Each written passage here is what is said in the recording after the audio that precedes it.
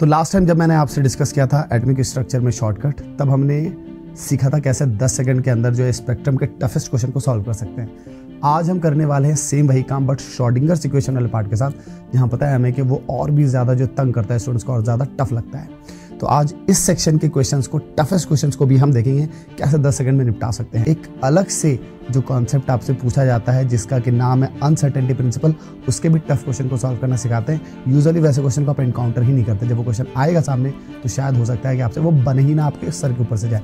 तो उस bonus tip के लिए भी बने रहिएगा। स्टार्ट करते हैं। पहले स्क्रीन पर सामने क्वेश्चन है, for a 3s orbital value of psi is given by the following relation. Psi 3s equal to लंबा सा इक्वेशन दे दिया गया है सिग्मा के टर्म्स में। सिग्मा को फिर रेडियल डिस्टेंस जो r है उसके टर्म्स में दिखाया गया एक्सप्रेस करते हुए। पूछा गया what is the maximum radial distance of node from the nucleus. अब ऐसे क्वेश्चन को हम सॉल्व कैसे करेंगे, पहले मैं सॉल्व करके दिखाता हूँ कैसे करते हैं। So let the timer begin. सबसे पहले हम क्या करेंगे, इस क्वाड्रेटिक इक्वेशन को हम फटाफट 0 के बराबर कर देंगे और यहाँ से सिग्मा की जो वैल्यू निकालेंगे वो 6 + -√12 डिवाइडेड बाई 2 हो जाएगा, जिससे 3 + √3 वाला टर्म आ जाएगा। और यहाँ से r को अगर सिग्मा के टर्म्स में दिखाएं तो 3/2 वाला टर्म दिखेगा। डन। जरा देखते हैं कि इस क्वेश्चन के पीछे कॉन्सेप्ट क्या है। तो जब कभी भी आपसे कहा जाए नोड, याद रखेंगे नोड का मतलब वो 3D स्पेस जहां पर प्रोबेबिलिटी ऑफ फाइंडिंग इलेक्ट्रॉन 0 होती है। तो नोड्स के लिए ना ये ध्यान रखें कि प्रोबेबिलिटी ऑफ फाइंडिंग इलेक्ट्रॉन 0, जब आप ये काम करेंगे तो साई² dv को 0 करते हैं, जहां से आप साई = 0 लाते। अब इसमें रेडियल पार्ट और एंगुलर पार्ट दोनों है, राइट। बट बाय डिफॉल्ट अगर आपको कोई इन्फॉर्मेशन एंगुलर पार्ट के बारे में ना दी जाए तो आपको रेडियल पार्ट ही साई का कंसिडर करना है, तभी साई को साई r भी लिखते हैं, r भी लिखते हैं।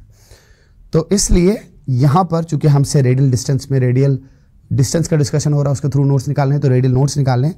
तो हम समझ गए कि यहाँ पर साई जो हमें गिवन है वो साई r ही है और इसको 0 करने से हमें रेडियल नोट्स मिल जाएंगे। तभी मैंने सॉल्विंग में डायरेक्टली साई r को 0 कर दिया था। इनफैक्ट मैंने तो बीच में जो क्वाड्रेटिक इक्वेशन है उसे सॉल्व करना शुरू कर दिया। क्यों ऐसा किया आप खुद सोच करके देखिए। साई r = 0 से आप जो रूट्स निकालेंगे वो कांस्टेंट वाले पार्ट से तो नहीं निकलेगा, एंड जो एक्सपोनेंशियली डिकेइंग पार्ट है उससे जो वैल्यू आएगी r की वो आएगी इनफाइनाइट। तो वो वैल्यू वैलिड वैल्यू नहीं होगी। r = 0 एंड r = इनफाइनाइट ये वैलिड वैल्यूज नहीं होते हैं।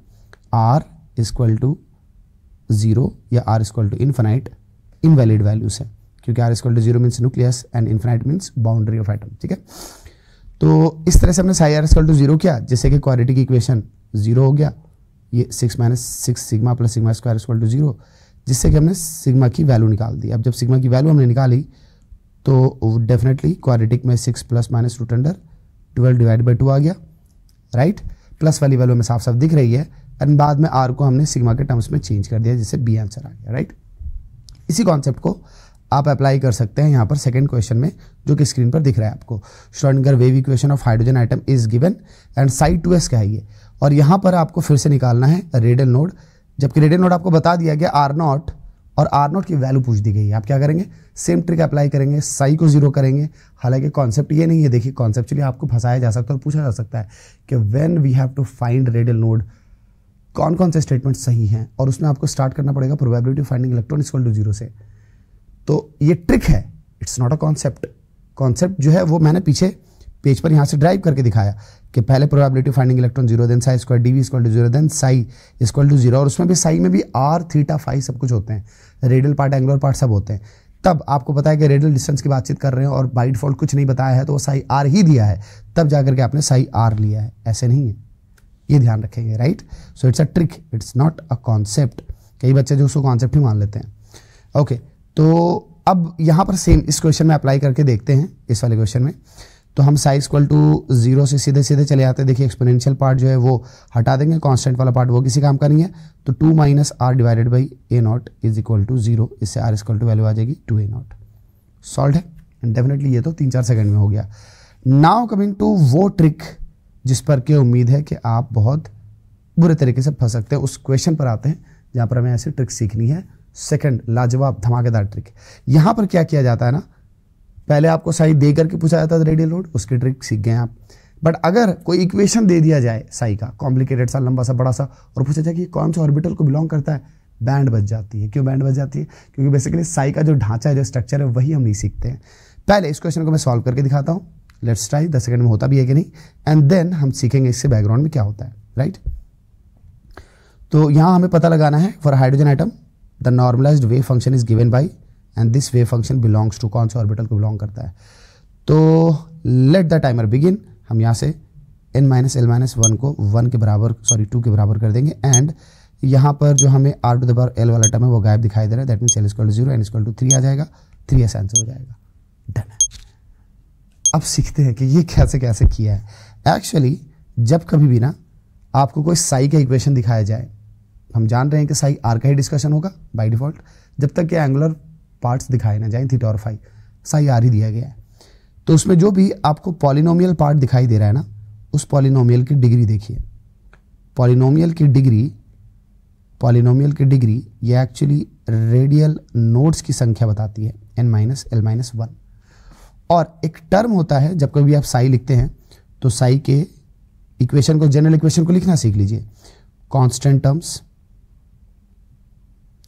Then r⁻l, radial distance to the power azimuthal quantum number, then polynomial in r,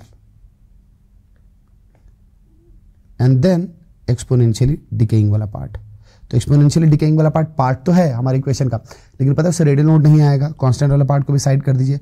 सबसे इन्फॉर्मेटिव पार्ट यही दोनों होते हैं, r⁻l and polynomial in r। r⁻l वाला टर्म कोई दिखाई नहीं दे रहा, अकेला r नहीं दिखाई दे रहा है। अगर अकेला r दिखाई देता तो l=1 हो जाता, r नहीं दिख रहा है, दैट मीन्स l=0, r⁻0 वो 1 बन जाएगा, करेक्ट। पॉलिनोमियल इन r वो हमेशा बताएगा रेडियल नोड्स को, तो इसीलिए वो हमेशा polynomial in r, actually polynomial की डिग्री वो रेडियल नोड की संख्या के बराबर होती है। अगर क्वाड्रेटिक है तो 2 के बराबर, और इसी तरह से क्यूबिक है तो 3 के बराबर, राइट। तो अभी पॉलिनोमियल की डिग्री जो है वो 2 थी। हमने इसी बात को जो है वो पीछे सॉल्विंग में यूज़ किया था, n-l-1 को 2 कर दिया, और r⁻l वाला टर्म दिखाई नहीं दिया था तो l=0 कर दिया, जिससे n=3 आ गया। सो ये थी दूसरी धमाकेदार trick. Now there is the bonus tip जिसकी बात मैं कर रहा था। आते हैं, अक्सर ऐसा होता है कि हमारे सामने क्वेश्चन रखे जाते हैं अनसर्टेनिटी प्रिंसिपल के, और हमें पता ही नहीं चलता कि सॉल्व कैसे करना है। ये क्वेश्चन कुछ वैसा ही है। If the ratio of wavelength to momentum is x, λ/p की वैल्यू दे दी गई है। अब सोचिए, सबसे पहला क्वेश्चन तो ये माइंड में आता है कि अनसर्टेनिटी प्रिंसिपल है, लैम्डा कहाँ से आ गया। क्योंकि जब कभी भी अनसर्टेनिटी प्रिंसिपल की बातचीत होगी तो हम वहाँ पर पोजीशन और मोमेंटम की बातचीत कर रहे होते हैं, करेक्ट। लिमिटिंग वैल्यू h/4π पे काम कर रहे होते हैं। मोमेंटम को हार्डली आप किस में कन्वर्ट कर पाते हैं, वेलोसिटी में कन्वर्ट कर पाते हैं, कुछ ऐसा लिख पाते हैं, राइट, m.dv। बट ये लेमडा कहाँ से आ गया। हमसे क्या पूछा गया है, product of uncertainty in position and wavelength of dx and d lambda, इसका प्रोडक्ट पूछा गया है, राइट। ये कहाँ से लाएंगे, d लैम्डा जरूरी है। चलिए पहले मैं सॉल्व करके दिखाता हूँ इस क्वेश्चन को कैसे सॉल्व करते हैं।